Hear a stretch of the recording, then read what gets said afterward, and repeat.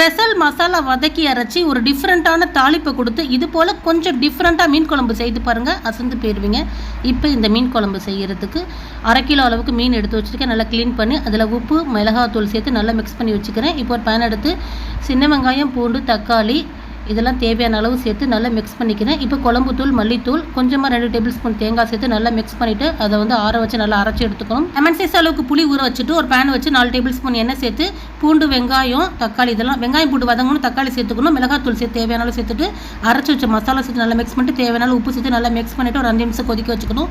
இப்போ புளி கரைசலை சேர்த்துட்டு நல்லா மிக்ஸ் பண்ணிவிட்டு 10 நிமிஷம் மூடி போட்டு வச்சிடறேன். 10 நிமிஷம் கழித்து இப்போ மீன் சேர்த்துக்கலாம். மிக்ஸ் பண்ணி வச்சுருக்க மீனை சேர்த்துட்டு நல்லா மிக்ஸ் பண்ணிட்டு ஒரு 5லேருந்து ஒரு 6 நிமிஷம் கொதிக்க வச்சுக்கலாம். லாஸ்ட்டாக கொத்தமல்லி, பச்சை மிளகாய் சேர்த்துட்டு கரெக்டாக ஒரு 6 நிமிஷம் கொதிக்க வச்சுட்டேன். அவ்வளோதான். இப்போ ஒரு தாளிப்புக்கு எண்ணெய் சேர்த்து கடுகு, உளுந்தம்பருப்பு, வெந்தயம், சின்ன வெங்காயம், கருவேப்பிலை இதெல்லாம் சேர்த்து தாளித்து கொட்டினா சூப்பராக மீன் குழம்பு ரெடி.